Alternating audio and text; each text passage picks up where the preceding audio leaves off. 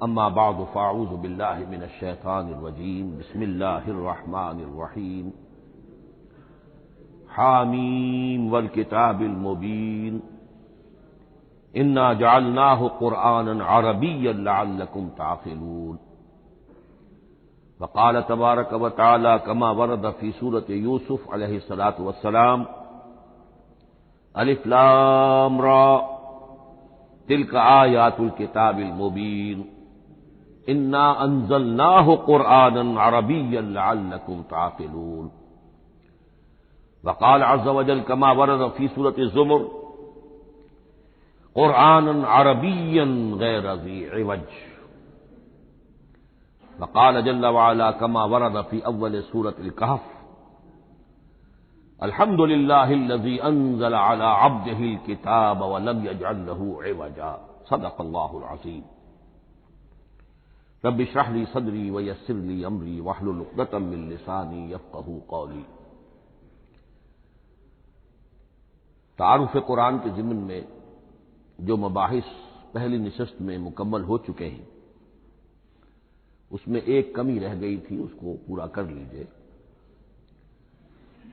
قرآن مجید کی 2 آیات کے بارے میں یہ روایت موجود ہے صحیح مسلم میں حضرت عبداللہ ابن مسعود رضی اللہ تعالی عنہ سے کہ سورہ بقرہ کی آخری 2 آیات حضور کو شب معراج میں عطا ہوئی ہیں، وہ زمین پر نازل نہیں ہوئیں بلکہ حضور نے آسمان پر پہنچ کر ان کو حاصل کیا ہے۔ یہ امت کے لیے شب معراج کے تحفے کے طور پر یہ 2 آیتیں آمن الرسول بما انزل الیہ من ربہ والمؤمنون کل آمن باللہ وملائکتہ وکتبہ ورسلہ لا نفرق بین احد من رسلہ وقالوا سمعنا واطعنا غفرانک ربنا والیک المصیر۔ پھر آخری آیت جس میں طویل ترین دعا ہے۔ یہ 2 آیات جو ہیں مستثنا کر لیجئے تو باقی جو ہے قرآن مجید وہ پھر پورا حجاز میں زمین پر نازل ہوا ہے محمد رسول اللہ صلی اللہ علیہ وسلم کے قلب مبارک پر۔ اب جو اگلی بحث ہے اس تعارف قرآن کے ضمن میں، قرآن کی زبان کون سی ہے؟ یہ سب جانتے ہیں عربی زبان ہے، لیکن کون سی عربی؟ عربی کوئی ایک نہیں ہے۔ جیسا کہ آپ کو معلوم ہے کہ ایک زبان ہوتی ہے تو اس کے ڈائلیکٹس ہوتے ہیں۔ پنجابی زبان کے نہ معلوم کتنے ڈائلیکٹس ہیں، بنگلہ زبان کے نہ معلوم کتنے ڈائلیکٹس ہیں، پشتوں کے کتنے ڈائلیکٹس ہیں۔ عربی زبان کے اس وقت پورے عالم عرب کے اعتبار سے تو دیکھیے تو ہر ملک کا جو ہے اپنا لہجہ ہے اور ان کے اپنے انداز ہیں۔ تو خود نزول قرآن کے وقت بھی پورے جزیرہ نمائے عرب میں کوئی ایک زبان نہیں تھی، زبان ایک تھی لیکن اس کے لہجے مختلف تھے، الفاظ مختلف تھے۔ تو یہ جان لیجئے کہ قرآن نازل ہوا ہے حجاز کے بادیہ نشینوں کی زبان میں۔ وہ اصل عربی زبان حجازی قوم سمجھتی تھی، شہری زبان نہیں، دیہاتی زبان۔ یعنی کہ شہروں میں دوسرے ملکوں کے لوگ آتے جاتے رہتے تھے، خاص طور پر مکہ مکرمہ جو ہے وہ تو چونکہ ایک بہت بڑا تجارتی مرکز تھا۔ لإلاف قریش إلافهم رحلة الشتاء والصيف فليعبدوا رب هذا البيت۔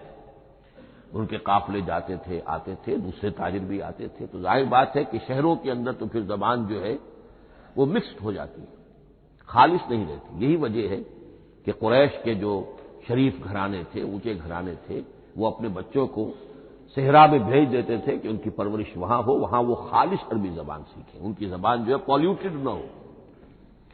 تو بادیہ نشین حجاز کے، نجد کے نہیں، حجاز کے بادیہ نشین، ان کی زبان میں قرآن نازل ہوا ہے۔ یہ آیتیں اس سے پہلے بھی سامنے آ چکی ہیں سورہ زخرف کی، انا جعلناہ قرآنا عربیا لعلکم تعقلون۔ ہم نے اس اپنے کلام قدیم کو عربی زبان کا جامہ پہنایا ہے۔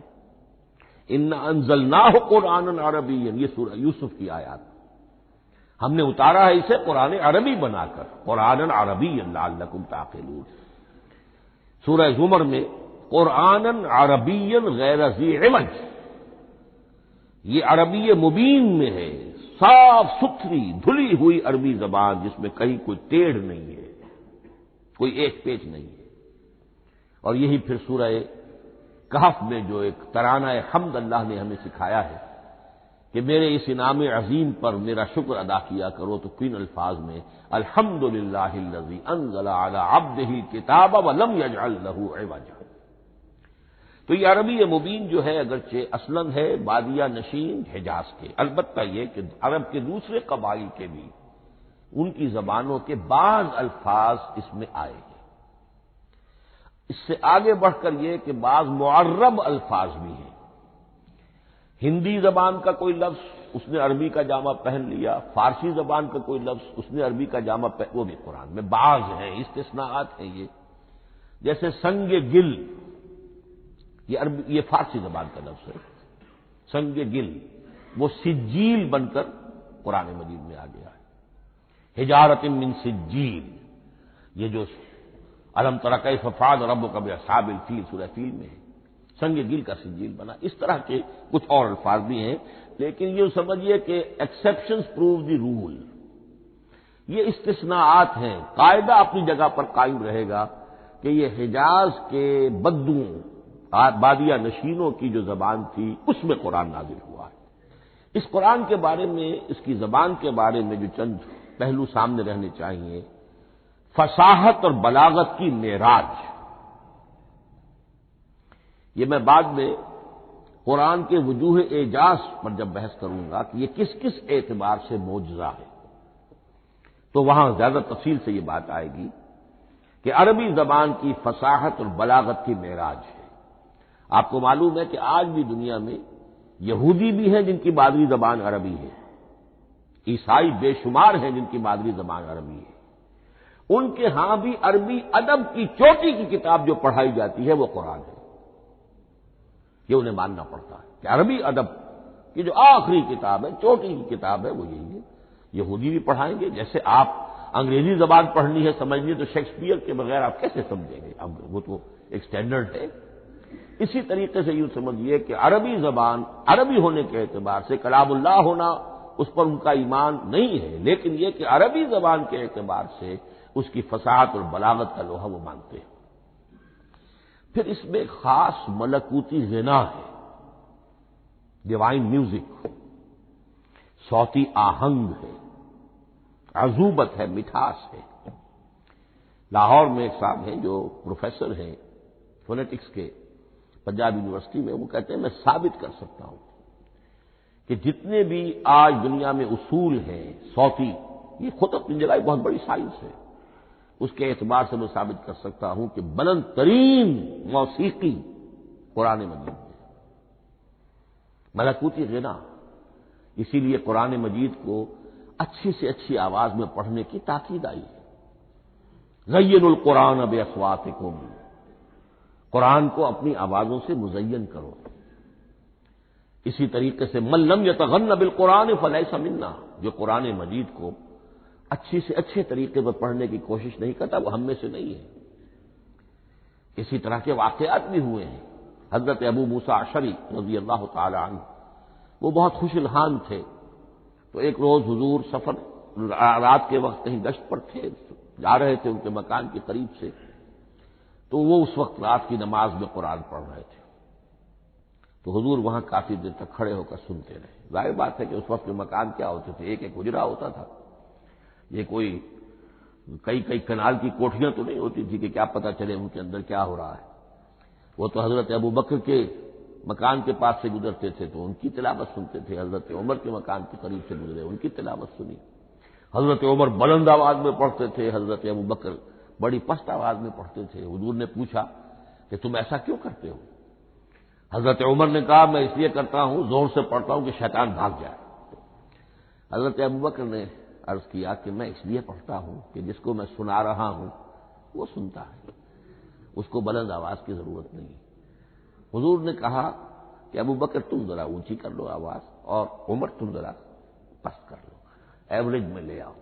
تو بہرحال یہ معاملہ حضور کا صحابہ کے ساتھ ہوتا تھا۔ تو ابو موسیٰ اشعری رضی اللہ تعالی عنہ کی جب قرات آپ نے سنی تو اگلے روز جب ملاقات ہوئی فجر میں، تو آپ نے تحسین فرمائی الفاظ میں، یا ابا موسیٰ انک قد اوتیت مزمارا من مزامیر آل داود، اے ابو موسیٰ تمہیں تو اللہ نے آل داؤد کے سازوں میں سے ایک ساز عطا کیا ہے، یعنی حضرت داؤد کے گلے میں جو ساز تھا، خوش الحانی تھی، ان کی آواز نہایت خوبصورت تھی۔ تو اسی طریقے سے اب وہاں کوئی مزمار سے مراد وہ نہیں ہے، آلات موسیقی نہیں، گلے میں جو اللہ تعالیٰ نے رکھا ہے۔ تو انک قد اوتیت مزمارا من مزامیر آل داؤد۔ ایک آخری بات یہ نوٹ کیجئے کہ قرآن مجید کا عظیم ترین احسان ہے عربی زبان پر۔ یہ یوں سمجھیے کہ ایک ستون کی طرح اس زبان کو ٹھہرا دیا ہے، اس کو سٹیبل کیا ہے قرآن مجید۔ آج بھی پوری دنیا میں جسے عرب کہتے ہیں فصیح زبان، لغہ فصحی، وہ ایک ہے، وہ قرآن کی ہے۔ زبانیں بدلتی رہتی ہیں۔ اردو 300 سال پہلے کی دکن میں جب شروع ہوئی، وہ آج آپ پڑھ بھی نہیں سکیں گے وہ کیا اردو تھی ولی دکنی کی۔ پھر وہ کیا اس نے روپ بدلے ہیں، اب وہ اردو کس شکل میں ہے، فارسی کن کن شکلوں میں رہی ہے، مختلف، انگریزی کتنی شکلیں بدل گئی ہیں، لیکن عربی قائم ہے۔ اس کے لیے جیسے کہ قرآن مجید میں آتا ہے کہ ہم نے پہاڑ زمین میں گاڑ دیے اس کو سٹیبلائز کرنے کے لیے، ان تمید بکم، تمہیں لے کر زمین ایک طرف کو جھک نہ جائے۔ تو جس طرح یہ پہاڑ جو ہیں سٹیبلائزنگ ایفیکٹ رکھتے ہیں اس زمین کے لیے، اسی طریقے سے قرآن سٹیبلائزر ہے عربی زبان کا۔ اس کے اندر جو ایک ٹھہراؤ اور جماؤ پیدا کیا ہے، یہ قرآن مجید کا احسان عظیم ہے۔ تعارف قرآن کے ضمن میں اگلی گفتگو، قرآن کے اسماء و صفات۔ عربوں کا ایک خاص ذوق تھا، اور ظاہر بات ہے کہ اللہ تعالیٰ نے جب قرآن نازل کیا ہے تو عربوں کے ذوق کو بھی مد نظر رکھا ہے۔ ان کا ذوق کیا تھا؟ جس چیز سے انہیں محبت ہوتی تھی اس کے وہ بہت سے نام رکھتے تھے۔ گھوڑے کے لیے ہزاروں لفظ مل جائیں گے آپ کو، شیر کے لیے 5000 الفاظ مل جائیں، تلوار کے لیے 5000 الفاظ مل جائیں، یعنی اس شے کی جو بھی صفت ہے اس صفت کے اعتبار سے ایک نام، کوئی اور صفت ہے اس صفت میں ایک اور نام، تو وہ صفاتی نام۔ اب جیسا کہ آپ کو معلوم ہے اللہ کے 99 نام صفاتی تو ہے نا، اللہ کی ایک صفت دوسری صفت، اسی کے اعتبار سے اس کے نام ہیں۔ قرآن مجید کے اسماء علامہ جلال الدین سیوطی رحمۃ اللہ علیہ نے 55 شمار کیے، لیکن وہ بھی مکمل نہیں ہے لسٹ، اس لیے کہ اس میں ایک اہم نام برہان یہ شامل نہیں ہے۔ ان میں سے جو اہم اسماء ہے میں آپ کو سنا دیتا۔ القرآن، جس پر گفتگو بعد میں ہوگی، اس لیے کہ سب سے زیادہ ایک رائے یہ ہے کہ یہ تو اس میں جامد ہے، اس میں علم ہے قرآن کے لیے، پراپر ناؤن ہے۔ الکتاب، الذکر، الہدا، النور، الفرقان، کلام اللہ، الوحی، روحا من امرنا۔ پھر اس کی صفات کے اعتبار سے الکریم، الحکیم، العظیم، المجید، المبین، رحمہ، العلی، بصائر، بشرا، بشیر، نذیر، عزیز، قرآن عزیز، بلاغ، بیان، احسن القصص، احسن الحدیث، موعظہ، شفاء، مبارک، مہیمن، قیم، مثانیہ، متشابہ۔ یہ میں نے آپ کو 23 نام بتائے ہیں، لیکن یہ کہ علامہ جلال الدین سیوطی نے 55 گنوائے۔ لیکن جو بحث دلچسپ ہے وہ یہ ہے کہ جو اس کے لیے لفظ القرآن ہے، اس کے معنی کیا ہے اور یہ کس مصدر سے، کس مادے سے یہ لفظ بنا ہے۔ ایک رائے تو یہ ہے کہ یہ اس میں جامد ہے، یہ مشتق نہیں ہے، کسی مادے سے نکلا ہوا نہیں ہے۔ اور یہ بھی آپ نوٹ کر لیجئے، اللہ کے اسماء میں سے بھی ایک نام کو سمجھا جاتا ہے، وہ مشتق نہیں ہے، اس میں جامد ہے، اس میں علم ہے، اور وہ ہے اللہ۔ باقی سارے نام صفاتی ہیں، ایک نام، اس لیے اس میں ذات کہتے ہیں، اس میں ذات۔ لیکن یہ رائے متفق علیہ نہیں ہے، یہ کچھ لوگوں کی رائے ہے۔ ایک رائے یہ بھی ہے کہ یہ بھی اس میں علم نہیں ہے، یہ بھی مشتق ہے الہ سے۔ جیسے حکیم، یہ صفت ہے۔ الحکیم یہ اللہ کا نام ہو گیا۔ الہ ایک معبود، الالہ معبود برحق، الالہ وہ اللہ بن گیا، ایک رائے یہ۔ لیکن یہی اسی طریقے سے نوٹ کیجئے کہ قرآن مجید کے بارے میں بھی ایک رائے یہ کہ القرآن اس کا اسم علم ہے، پراپر ناؤن ہے، یہ جامد ہے، یہ مشتق نہیں ہے، کسی اور مادے سے نکلا نہیں۔ لیکن جو اکثریت کی رائے ہے، جس پر تقریباً اجماع ہے، وہ یہ ہے کہ نہیں، یہ اس میں جامد نہیں، اس میں مشتق ہے۔ لیکن پھر دو رائے ہیں کہ مادہ کیا ہے۔ ایک قرن قاف را نون اور ایک قرا قاف را حمزہ، یہ دو مختلف مادوں کے بارے میں رائے ہے کہ قرآن ان سے نکلا ہے۔ قرن کہتے ہیں کسی چیز کا قریب ہو جانا، جڑ جانا، مل جانا۔ یہ حج کی جو 3 شکلیں ہیں، حج تمتع ہے، حج قران ہے اور حج افراد ہے۔ قران کیا ہے؟ ایک ہی احرام میں عمرہ بھی اور حج بھی دونوں کو جمع کر لیا جائے تو یہ حج قران ہے۔ اسی سے قران الصعدین کا لفظ استعمال ہوتا ہے۔ قرینہ اور قرائن جو ہے اسی سے الفاظ۔ امام فرا کی رائے یہ ہے کہ قرن سے یہ قرآن بنا ہے، اس لیے کہ اس میں بھی اللہ تعالی کی آیات جمع ہو گئی۔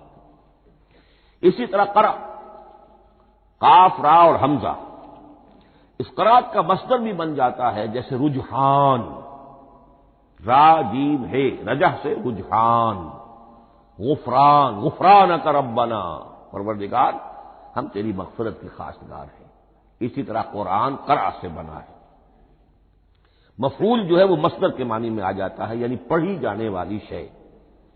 اور ایک قرأ آتا ہے عربی زبان میں، قرأت الماء فی الحوض، میں نے پانی جمع کر لیا حوض کے اندر، بارش ہوئی، میں نے کچھ پانی حوض میں جمع کر لیا، قرأت الماء فی الحوض۔ اسی سے قریہ کا لفظ بنا، قریہ بستی کو کہتے ہیں جہاں لوگ جمع ہو کر رہتے ہیں، قریہ۔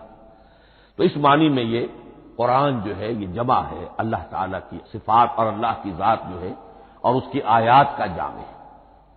یہ ہے لفظ قرآن کی بحث۔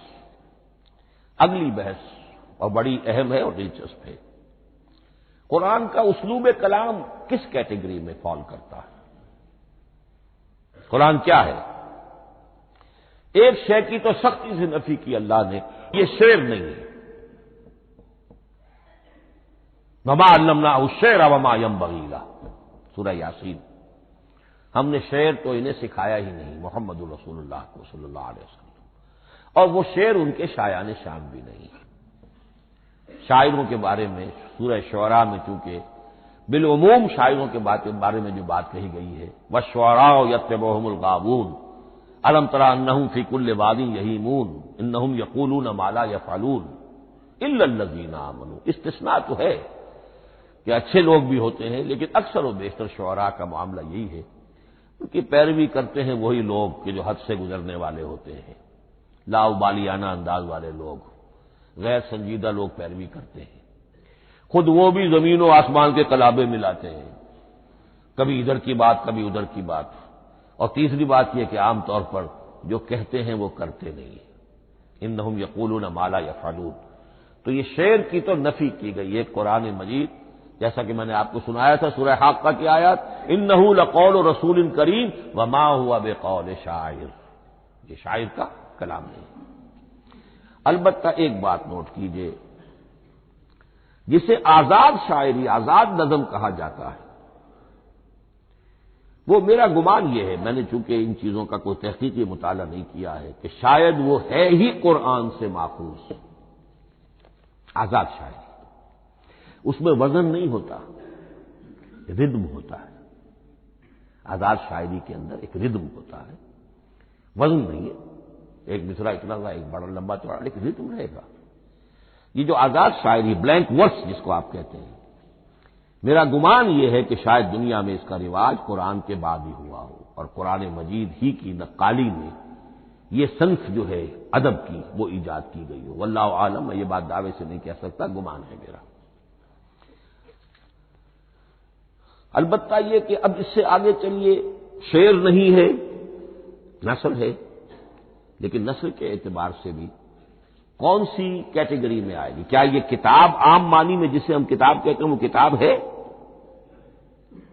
ایک تو وہ بات تھی نا جو اقبال کے حوالے سے میں نے آپ سے کہی، کتابیں نیز چیزیں دیگرت، اس وقت وہ بات نہیں میں کہہ رہا۔ عام کتابوں سے اس کا فرق کیا ہے؟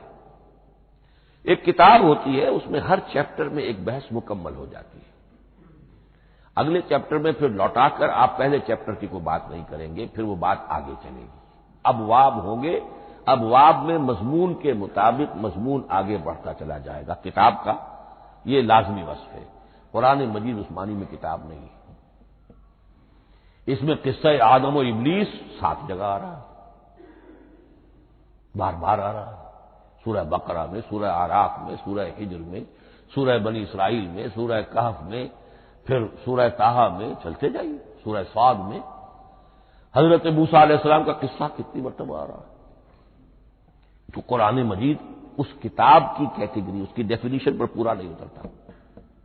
دنیا میں جو کتاب کا معیار ہے، عام اس کا جو اسلوب ہے، اس کی جو ڈیفینیشن ہے، ایک شکل ہوتی ہے مجموعہ مقالات، وہ بھی نہیں، اس میں ہر مقالہ اپنی جگہ پر ایک مکمل شے ہوتی ہے، لیکن یہ کہ وہ دوسرے مقالات سے تو مختلف ہوگی، یہ مجموعہ مقالات بھی نہیں۔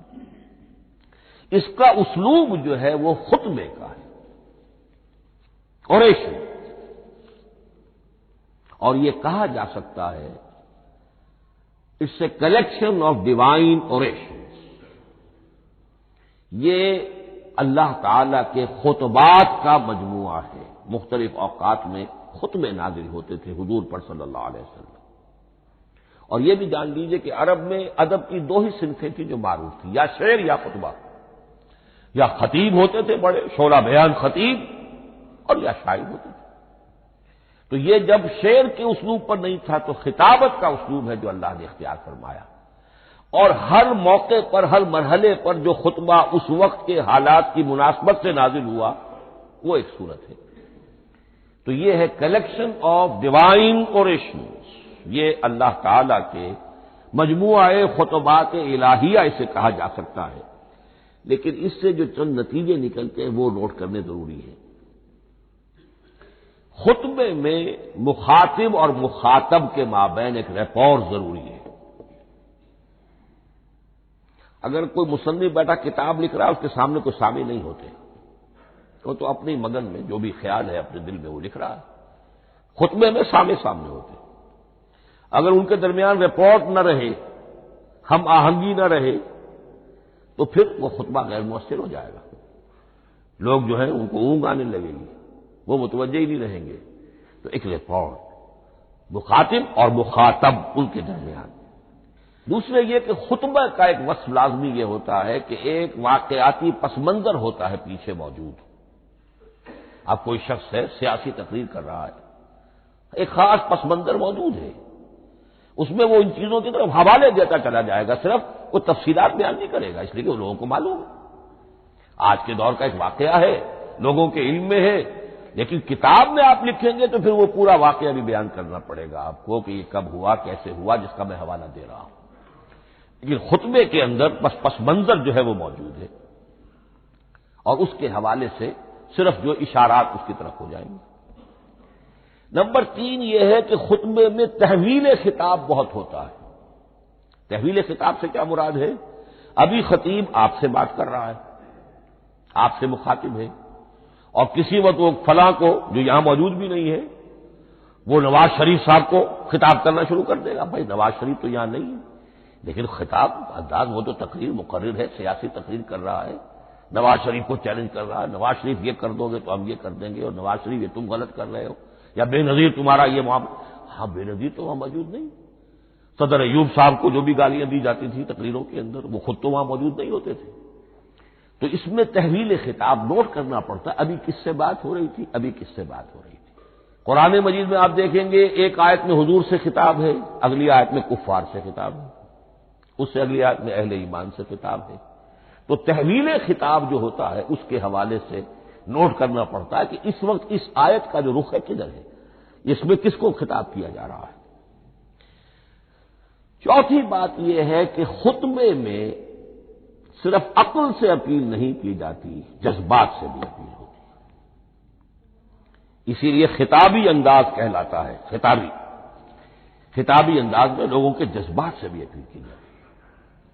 جبکہ آپ ایک مقالہ لکھ رہے ہوں، اس میں جذبات کی بات نہیں آئے گی، ٹھنڈی ٹھنڈی عقلی باتیں، منطقی باتیں، دلیل صغرا کبرا جوڑیے، نتیجہ نکالیے، وہ لوگوں کے سامنے رکھیے، تصنیف ہے۔ لیکن خطبے کے اندر صرف عقل نہیں، جذبات سے بھی اپیل ہوتی ہے۔ اب یہ سارے اوصاف میں جو بیان کر رہا ہوں، یہ سب قرآن مجید میں بتمام و کمال بدرجہ اتم موجود ہیں۔ اور آخری بات یہ کہ خطبے میں، اور یہ کہ یہ چیز مشترک ہے غزل میں بھی اور قصیدے میں بھی اور خطبے میں بھی، اس کا اول و آخر بہت جامع اور مؤثر ہونا چاہیے۔ اسی لیے مطلع مقطع یہ خاص طور پر ہوتے ہیں نا، مقطع میں آپ پڑھی ہے سکون دسترانہ باد، جس غزل کا مطلع جاندار ہے اس کو آدمی پڑھے گا، اور اگر وہ مطلع پھسپھسا ہے وہ باقی نظم پڑھے گا ہی نہیں، چاہے آگے اس کے اندر بڑا عمدہ شعر بھی ہو وہ نہیں پڑھے گا، مطلع ہی جو ہے بے جان ہے، پھسپھسا ہے۔ پھر مقطع آخری جو شعر ہو، تو قصیدے میں بھی یہ ہے اور خطبے میں بھی یہ ہے۔ یہی وجہ ہے کہ قرآن مجید کی صورتوں میں اکثر و بیشتر شروع کی آیات اور آخری آیات انتہائی اہم ہوتی ہیں، بہت جامع ہوتی ہیں، جن کو کہا جاتا ہے کہ یہ سور جو ہیں ان کی ابتدائی آیات، خواتین اور پہلی آیات۔ اب سورہ بقرہ کی آیات شروع کی، پھر آخری جو ابھی میں نے آپ کو سنائی، یہی آل عمران کا معاملہ ہے، کس شان کے ساتھ وہ اٹھ رہی ہے۔ یہی سورہ حج کا ہر جگہ پر آپ دیکھیں گے ابتدائی جو ہے خطیب اگر ایسی بات، ایسا انداز اختیار کرے کہ اپنے سامعین کی توجہ کو اپنی طرف مبذول کرا دے، اگر شروع کا انداز ایسا نہیں ہے تو وہ بات آگے بڑھے گی نہیں۔ آخری بات یہ کہ خطبے میں ہمیشہ یہ ہوگا کہ ایک مین سپیکر جو ہے اس کی ایک بات سامنے ہے کہ میں نے یہ بات اپنے سامعین کے ذہن میں بٹھانی ہے، لیکن دائیں بائیں کی باتیں کرے گا، کوئی قصہ بھی سنائے گا، کوئی شعر پڑھے گا، کوئی اور کوئی لطیفہ بھی سنائے گا۔ ہمارے ہاں کے جو بہترین خطیب جو ہوتے تھے وہ احراری حضرات جو ہے بہترین خطیب ہوتے تھے، اور آپ نے سنا مولانا عطا اللہ شاہ بخاری رحمۃ اللہ علیہ، ان کی تقریریں 6 گھنٹے تک لوگ سنتے تھے، وہ کبھی رلا بھی رہے ہیں، کبھی ہنسا بھی رہے ہیں۔ عام آدمی تنقید بھی کرے گا کہ یہ کیا ادھر ادھر کی باتیں کر رہے ہیں، لیکن وہ پھر جب آخری تقریر ہوتی تھی تو جب تقریر ختم ہوتی تھی، جو بات وہ ذہن میں بٹھانا چاہتے تھے، دل میں اتارنا چاہتے تھے، وہ بیٹھ چکی ہوتی تھی۔ باقی یہ کہ ادھر ادھر کی چیزیں جو ہیں وہ آکسیلری چیزیں ہیں وہ رہتی ہیں۔ یہ ہیں 6 اوصاف خطبات کے، اور قرآن مجید کے اندر بھی یہ اوصاف کم و بیش موجود ہیں۔ قرآن کا اسلوب خطبے کا ہے۔ اب اگلی بحث پر آئیے، قرآن مجید کی ترکیب اور تقسیم، سنتھیسس اور ڈویژنز۔ اب اس میں سمجھیے کہ کلام جو ہے اللہ کا کلام ہے، کلام مرکب ہوتا ہے کلمات سے، کلمات حروف سے بنتے ہیں۔ عربی زبان کے حروف 28 یا 29 ہیں، الف اور حمزہ کو ایک ہی مانیں گے تو 28 رہ جائیں گے، الف علیحدہ حمزہ علیحدہ تو 29 ہو جائیں گے۔ یہ حروف جڑتے ہیں، لفظ بنتے ہیں۔ لفظ محمل بھی ہوتا ہے، لیکن کلمہ وہ کہلاتا ہے جو بامانی لفظ ہو۔ پھر ان کلمات کو آپ جوڑتے ہیں، یہ مرکب توصیفی بن گیا، مرکب اضافی بن گیا، مرکب عددی بن گیا، مرکب جاری بن گیا۔ پھر ان مرکبات کو جوڑ کر فقرہ بنتا ہے، جملہ بنتا ہے، کلام مفید جس کو کہا جاتا ہے۔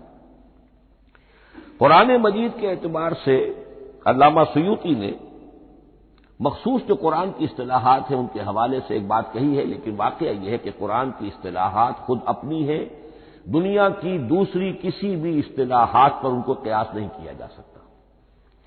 لیکن جاہز چونکہ قدیم تھے، انہوں نے قرآن مجید کو کہا یہ دیوان کی شکل رکھتا ہے، جیسے کہ حافظ کا دیوان، کسی اور کا دیوان۔ سورتیں جو ہیں وہ قصیدوں کی شکل میں ہیں، بیت شعر آیت ہے، قوافی جو ہوتے ہیں شعروں میں قافیہ وہ یہاں فواصل ہے. آیت کے آخری حروف ایک دوسرے سے مشابہ ہوتے ہیں کہ جن سے پھر وہ صوتی آہنگ پیدا ہوتا ہے. الرحمن علم القرآن خلق الانسان علمہ البیان. اب یہ ایک فواصل جو ہے وہ جڑتے چلے جاتے ہیں، ان میں آہنگ پیدا ہوتا ہے. لیکن حقیقت کے اعتبار سے پہلی بات یہ نوٹ کیجئے، قرآن مجید کی اکائی ہے آیت. اسے نہ آپ جملہ کہہ سکتے ہیں نہ فقرہ کہہ سکتے ہیں. انگریزی میں ہمارا چونکہ بائبل کے لیے بھی جب ورس کا لفظ آ جاتا ہے تو انگریزی تراجم میں، انگریزی تحریروں میں، مقالوں میں ورس قرآن مجید کی آیت کے لیے لفظ آ جاتا ہے، ورس نمبر فلاں. بالکل غلط ہے. قرآن کی آیت یہ اس کا اپنی اصطلاح ہے، اپنا مفہوم ہے. لغوی مفہوم کیا ہے؟ نشانی. آیت نشانی. قرآن کی ہر آیت اللہ کے علم اور حکمت کی نشانی ہے. اب قرآن کی آیتیں نوٹ کیجئے، صرف حروف پر بھی مشتمل ہے. الف لام میم حروف مقطعات اور آیت بن گئی. وہ مرکبات ناقصہ پر بھی مشتمل ہے. والعصر مرکب جاری ہے، حرف جار، آیت ہو گئی. پورے جملے پر بھی مشتمل ہے. ان الانسان لفی خسر ایک جملہ ہے،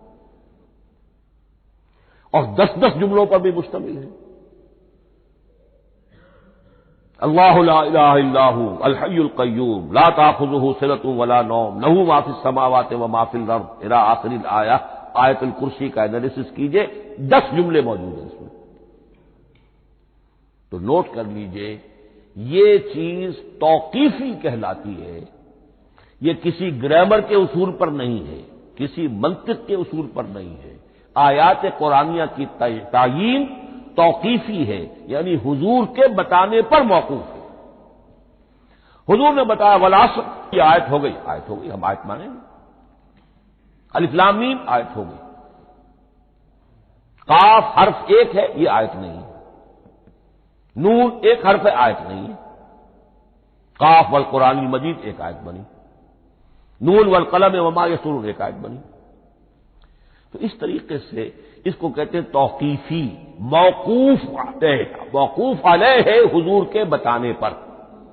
اب اس میں روایات کا اختلاف ہو سکتا ہے کہ حضور سے کوئی روایت یہ ہو کہ یہ ایک آیت بنی یا 2 آیتیں بنی. مثلا بڑی اہم مثال آپ کو دے رہا ہوں، سورہ مزمل کی جو دوسرا رکوع ہے، پورا دوسرا رکوع وہ ایک آیت شمار ہوتا ہے. اور میرا بڑا گمان رہا بہت عرصے تک کہ یہ ایک آیت نہیں ہو سکتی، یہ مختلف اوقات میں نازل ہوئی ہیں، 2 اوقات میں نازل ہوئی ہے. اور یہ مجھے قول مل گیا علامہ سیوطی کے ہاں، حضرت عبداللہ ابن عباس رضی اللہ تعالی عنہما کا قول کہ یہ 2 آیتیں ایک نہیں. لیکن یہ کہ یہ ہوگا موقوف روایت پر، میں کوئی نہیں ہوں جو اسے قرار دے سکوں. ہاں مجھے اگر کوئی روایت مل جاتی ہے، کوئی خبر یا اثر، خبر محمد الرسول اللہ کی یا اثر آپ کے کسی صحابی کا صلی اللہ علیہ وسلم و رضی اللہ تعالی عنہ، تو پھر یہ ہے کہ ہم مانیں گے. تو اس کو کہتے ہیں توقیفی. آیات اور سور کا معاملہ توقیفی ہے بالکل، یا کسی منطق، کسی گرامر، کسی اصول بیان، کسی پر مبنی نہیں ہے. یہ مبنی ہے حضور کے بتانے پر. اس طرح سورت کسے کہتے ہیں؟ عربی زبان میں سور کے معنی ہے فصیل.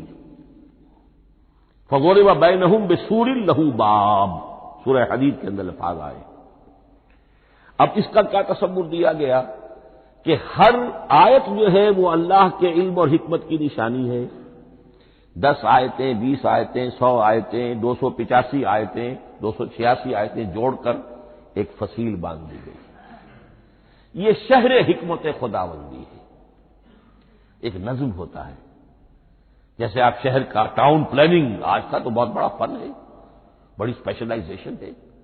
شہر کو پلان کرنا، اس کے اندر کیا کچھ ہونا چاہیے، کس طرح سے ہونا چاہیے.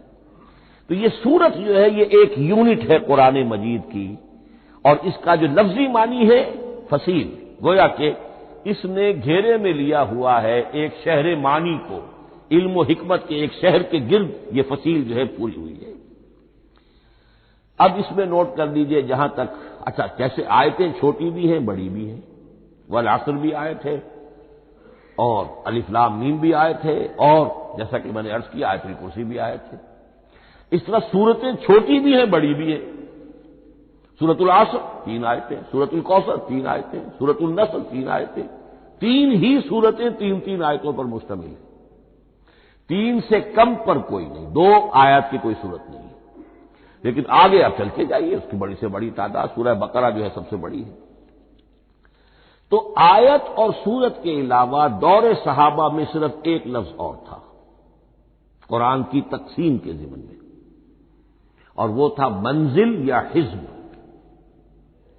منزل یا حزب 7 منزلوں میں یا 7 احزاب میں قرآن کو تقسیم کیا گیا، تاکہ جو شخص قرآن مجید ایک ہفتے میں ختم کرنا چاہے، ہر شب میں، اکثر و بیشتر وہ لوگ رات کو ہی رات کی نماز میں قرآن پڑھتے تھے، ایک منزل پڑھ لے تو ہفتے میں پورا قرآن ختم ہو جائے گا۔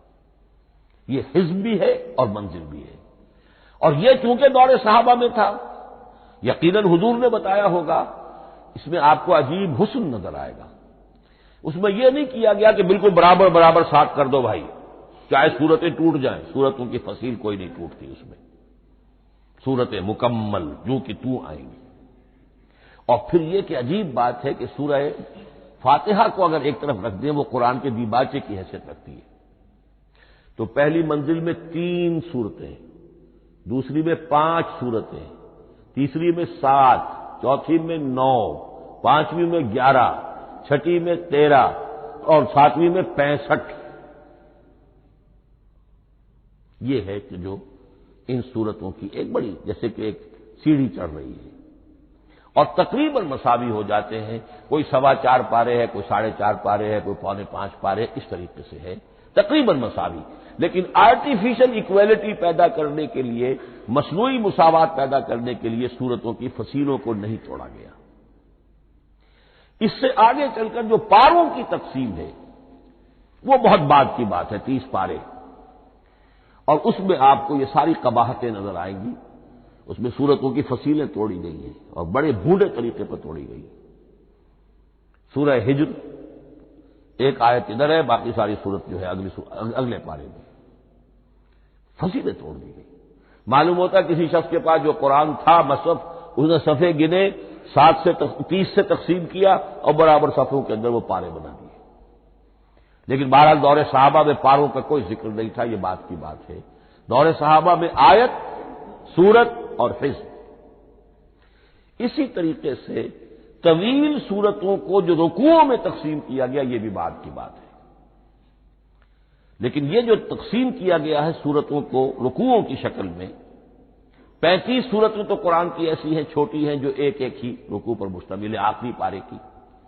آخری پارے کی 37 سورتیں ہیں، پہلی 2 کی جو 2 رکوع ہے، باقی سب کی سب جو ہے وہ ایک ہی رکوع شمار ہوتا ہے۔ لیکن رکوع کیوں کیے گئے؟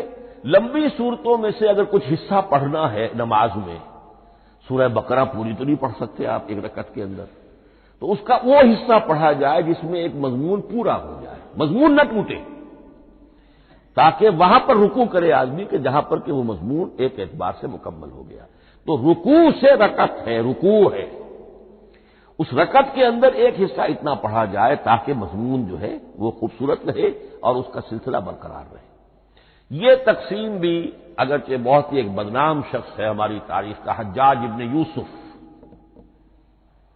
یہ اس کی ہوئی تقسیم ہے یا اس نے کرائی ہے، بہرحال اس کی طرف منسوب ہے، اور یہ بات ماننی پڑتی ہے کہ بڑے گہرے غور و فکر سے تقسیم کی گئی ہے، الل ٹپ نہیں ہے، بلکہ اس کے لیے واقعتاً غور کر کے جہاں وہ مضمون ختم ہوتا ہے، کہیں کہیں آپ اختلاف کر سکتے ہیں اور آپ کو حق حاصل ہے، اس لیے کہ یہ چیزیں توقیفی نہیں ہیں، یہ حضور کی بتائی ہوئی نہیں ہے، نہ رکوعوں کی تفصیل۔ اب سعودی عرب میں جو قرآن مجید چھپ رہے ہیں ان میں حزب ہو گئے ہیں، یعنی ہر پارے کو پارے برقرار رکھ کر 8 حزب بنا دیے انہوں نے، 4 حزب بنا دیے اور پھر نصف حزب کر کے 8 حصے کر دیے۔ تو یہ چیزیں جو ہمارے ہاں رکوع تو پاروں سے ادھر ادھر ہو جاتے ہیں، پارا بدل گیا رکوع وہی چل رہا ہے، اس لیے کہ رکوع میں مضمون کو پیش نظر رکھا گیا ہے، جبکہ پارے میں مضمون کو نہیں سامنے رکھا گیا۔ تو رکوع کا معاملہ جو ہے چاہے وہ حجاج ابن یوسف ہی نے کیا ہے، لیکن یہ کہ بہرحال وہ بہت صحیح ہے، اکثر و بیشتر کہیں کہیں آپ اس سے اختلاف کر سکتے ہیں۔ تو یہ تو اس کا ہم نے آپ کے سامنے رکھا سنتھیسس۔ اب اگلا موضوع ہے ترتیب و تدوین کیسے ہوئی۔ ان علینا جمعہ و قرآن، ہمارے ذمے ہے اس کو جمع بھی کرنا اور پڑھوانا بھی، اور پڑھوانے میں ترتیب آ جائے گی لازماً۔ لیکن یہ کہ ایک بات تو اس میں بالکل متفق علیہ ہے، جس میں کسی شک و شبے کی گنجائش نہیں۔ قرآن کی ترتیب نزولی اور تھی، ترتیب مصحف اور ہے۔ ترتیب مصحف میں سورہ فاتحہ کے بعد سورہ بقرہ ہے۔ سورہ بقرہ نازل ہوئی ہے مدنی دور میں جا کر، پھر سورہ آل عمران ہے وہ بھی مدنی ہے، سورہ نساء ہے وہ مدنی ہے، سورہ مائدہ ہے وہ مدنی، پھر آئی ہے سورہ انعام اور سورہ اعراف۔ یہ ہے کہ جو مکیات ہیں، یہ کہ بھی مکی دور کی بھی آخری زمانے کی ہے۔ ابتدائی جو مکی صورتیں وہ سب سے آخری حصے میں ہیں، 29واں پارہ اور 30واں پارہ۔ تو ترتیب نزولی اور تھی، ترتیب مصحف اور ہے، اس میں تو کسی شک و شبے کی گنجائش نہیں۔ لیکن ہمارے ہاں اہل تشیع نے اس چیز کو بہت اچھالا ہے۔ ان میں سے بعض گروہ ایسے ہیں جن کا کہنا یہ ہے کہ اصل قرآن جو ہے وہ ترتیب نزولی کے مطابق تھا، یہ ترتیب تو عثمان نے کر دی رضی اللہ تعالی عنہ۔ حضرت علی کے پاس اصل قرآن جو ترتیب نزولی کے مطابق تھا موجود تھا، اور اب بھی ان کے خیال میں جو ان کے امام غائب جو ہیں چھپے ہوئے ہیں غار میں، تو ان کے پاس وہ نسخہ اصل حضرت علی والا موجود ہے، اور جب وہ ظاہر ہوں گے تو اصل قرآن لے کر آئیں گے۔ یہ سارے شیعوں کا قول نہیں ہے، لیکن یہ کہ ان میں بہت سے لوگ ہیں کہ جو ان باتوں کو مانتے ہیں۔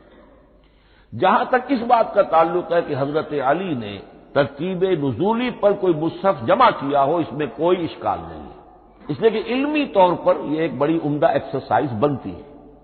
ایک زمانے میں بہت کوشش کرتا رہا ترتیب نزولی سے، اس لیے کہ ترتیب نزولی سے سیرت نبوی اخذ ہوتی ہے، پہلے کیا نازل ہوا، پھر کیا نازل ہوا، پھر کیا نازل ہوا۔ در حقیقت اگر آپ ترتیب نزولی سے قرآن مرتب کر دیں تو وہ سیرت النبی بن جائے گی۔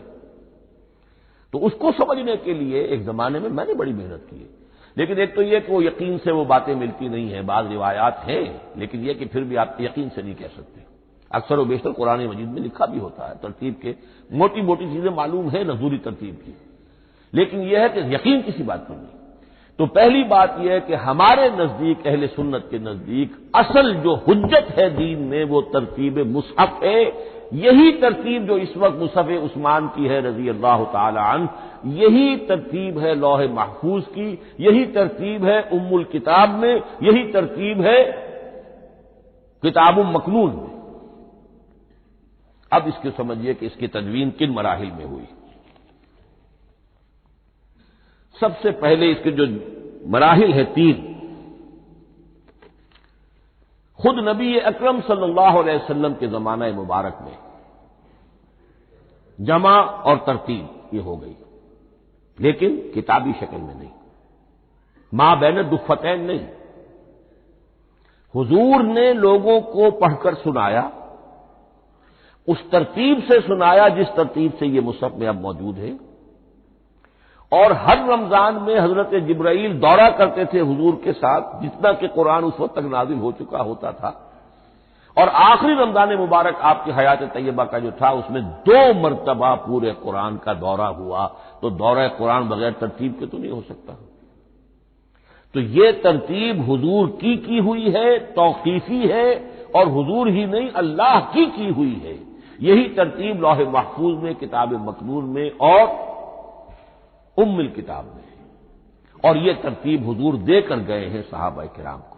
حفاظ تھے، کتنے حفاظ جو ہیں جنگ یمامہ میں شہید ہو گئے، تبھی تو خیال آیا کہ اس کو کتابی شکل میں بھی مرتب کیا جائے، لیکن کتابی شکل میں جسے کہتے ہیں 2 گتوں کے درمیان ایک کتاب مجلد، اس صورت میں جہاں تک میں تحقیق کر سکا ہوں اور جہاں تک ہمارے اکثر و بیشتر لوگوں کی رائے ہے، حضور کے زمانے میں یہ اس طریقے سے ما بین الدفتین، 2 گتوں کے مابین ایک کتاب کی شکل میں قرآن موجود نہیں تھا، لوگوں کے سینوں میں محفوظ تھا، جیسے محمد الرسول اللہ کے سینے میں محفوظ تھا۔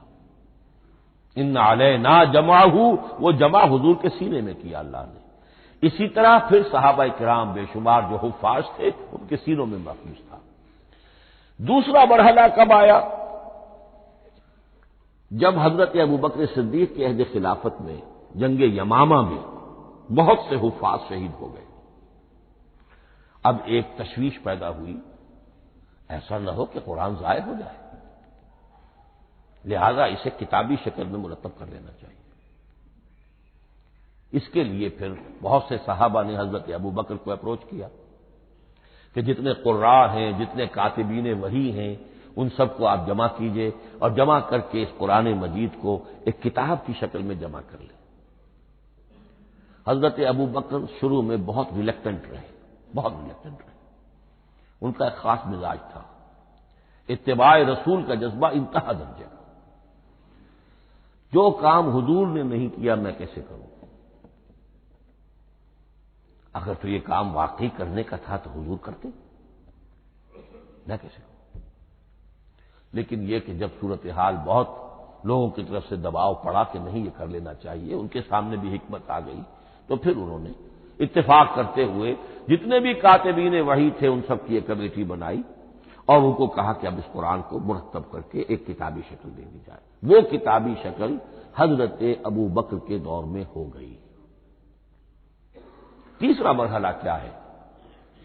یہ کتابی شکل میں جب قرآن مجید آ گیا اور شروع میں یہ اجازت تھی کہ ہر قبیلے، ہر علاقے کے لوگ اپنے لہجے میں پڑھ لیں. اب پنجابی ہمارا مسلمان جو ہے وہ چاقو کو کاچو کہے گا تو وہ لکھے ہوئے کو بھی چاقو کو کاچو پڑھ کے کہے جائے گا. تو مختلف لہجوں میں ہونے سے وہ ان کا جو ہے قرآن مجید بدل رہا تھا. کوئی کسی طرح پڑھ رہا ہے، کوئی کسی طرح پڑھ رہا ہے. اب اس کی تشویش ہوئی حضرت عثمان کے زمانے میں، جب دور بہت پھیل گیا، اسلام کا دائرہ، دارالاسلام کی وسعت بہت ہو گئی کہ اس طرح اگر یہ لوگ پڑھیں گے اور اپنے اپنے لہجے کی وجہ سے اب اس لہجے میں شکل بدل بھی جاتی ہے لفظ کی. کاچو کو کاف الف چے واؤ لکھنا شروع کر دیں گے پھر کہ کاچو سنا ہم نے، تو چاقو تو سنا ہی نہیں. تو ایک لفظ ہے چاقو لکھ رہا ہے اور ایک کاچو لکھ رہا ہے، تو چاقو اور کاچو میں فرق ہو گیا. لہذا اس وقت پھر جو کام کیا گیا وہ یہ کہ ایک ہی رسم تحریر، رسم کتابت، رسم الخط میں قرآن مجید کے نسخے تیار کیے گئے. اصل میں ایک بہت بڑا مغالطہ ہو جاتا ہے ہمارے جمعوں کے خطبوں میں. حضرت عثمان رضی اللہ تعالی عنہ کے نام نامی کے ساتھ وہ قوافی جو ہیں ان کی مناسبت سے جامع آیات القرآن عثمان ابن عفان رضی اللہ تعالی عنہ، غالب علی کل غالب علی ابن ابی طالب رضی اللہ تعالی. اب یہ جو جوڑتے ہیں قافیے، تو حضرت عثمان کے نام کے ساتھ یہ قافیہ جوڑ دیا. اس سے لوگوں کو مغالطہ بھی ہوا اور دشمنوں نے ایکسپلائٹ کیا کہ اس کا مطلب یہ ہے کہ قرآن تو جمع ہوا ہے حضرت عثمان کے زمانے میں، اور حضرت عثمان کے زمانے میں اور حضور کے زمانے میں کم و بیش 15 سال کا فصل تو ہو چکا. گویا کہ قرآن مرتب ہی ہوا ہے حضور کے انتقال کے 15 برس بعد. پھر حضرت عثمان کی شخصیت کو خاص طور پر جو سبائی فتنہ اٹھا تھا اس نے ایک ڈسپیوٹڈ پرسنالٹی بنا کے رکھ دیا ہے. نہیں معاذ اللہ، کوئی شک نہیں، لیکن یہ کہ ایک فتنہ اٹھا، فتنۃ الکبریٰ، اور حضرت عثمان رضی اللہ تعالیٰ عنہ کو انہوں نے بدنام کیا. لہذا اس کے نام سے اور بٹا لگ گیا، یہ مصحف عثمان ہے. یہ ہے اصل میں وہ حماقتیں کہ جو ہوئی ہیں ہم سے، یہ قافیے ملانے کی وجہ سے. حالانکہ حضرت عثمان کی شان جو ہے وہ در حقیقت جامع آیات القرآن نہیں ہے، جامع الامت علی رسم واحد، پوری امت کو ایک رسم الخط پر جمع کرنے والی شخصیت حضرت عثمان کی ہے. مثلا اب دیکھیے مالک یوم الدین کس طرح لکھیں گے؟ میم لام اور کاف. میم الف اور لام اور کاف لکھیں گے آپ، یہ غلط ہو جائے گا. میم پر کھڑا زبر ہوگا اور اس کو مالک پڑھیں گے. میم پر اگر کھڑا زبر نہیں ہے، پڑا زبر ہے تو ملک پڑھیں گے. اور قراتوں میں یہ دونوں موجود ہے، ملک یوم الدین بھی ہے اور مالک یوم الدین بھی ہے. اگر آپ نے میم الف لکھ دیا ایک قرات نکل گئی، اب وہ اس میں آ ہی نہیں سکتی، وہ تو مالک ہی پڑھا جائے گا. یہ زیر زبر بھی جو لگے ہیں قرآن مجید میں، یہ بھی حجاج ابن یوسف کے زمانے میں لگے، اس سے پہلے نہیں تھے.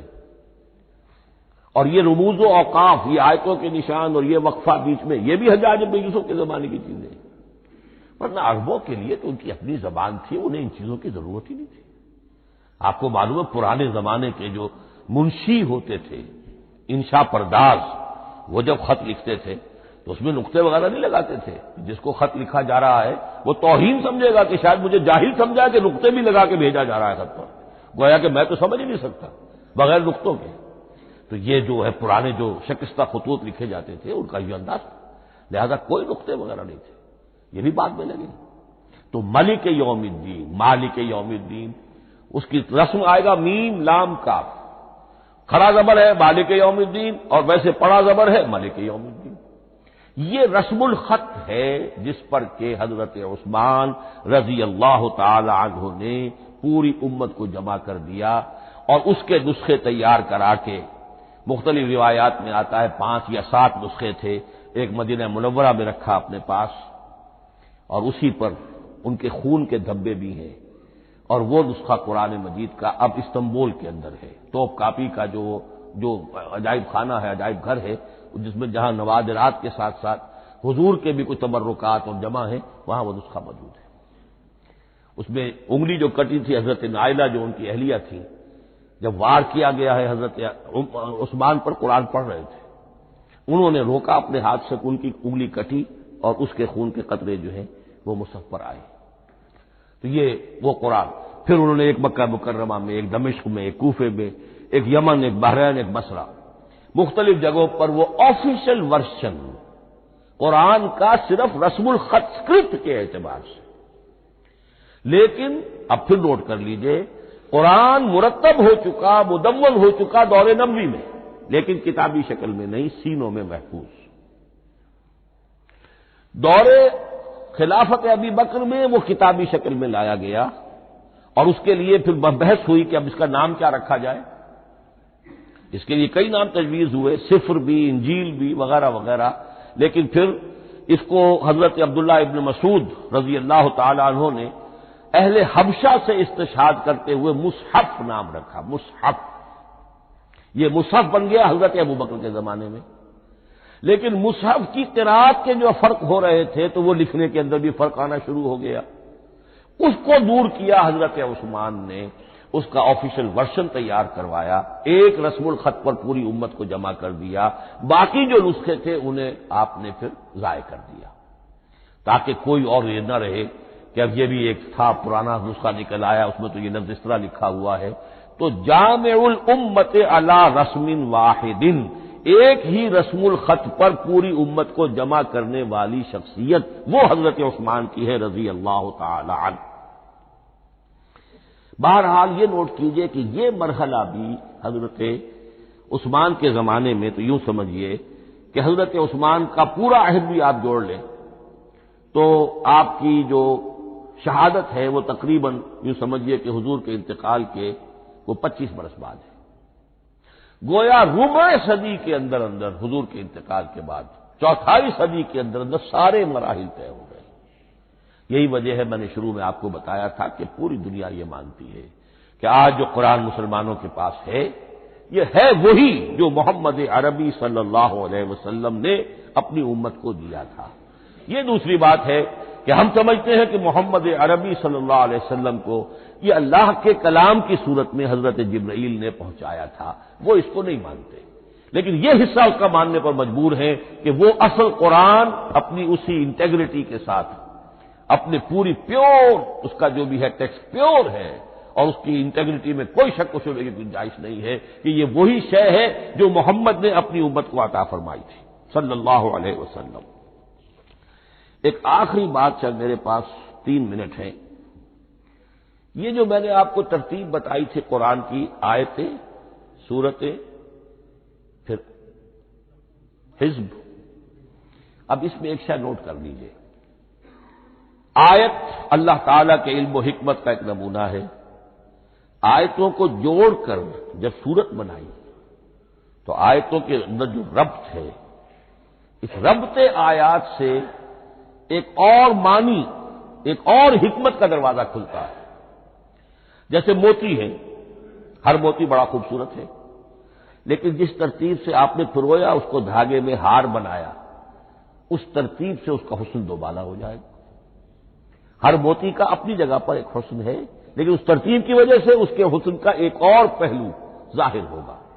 اسی طرح قرآن مجید کی صورتوں میں ربط آیات بہت اہم ہے۔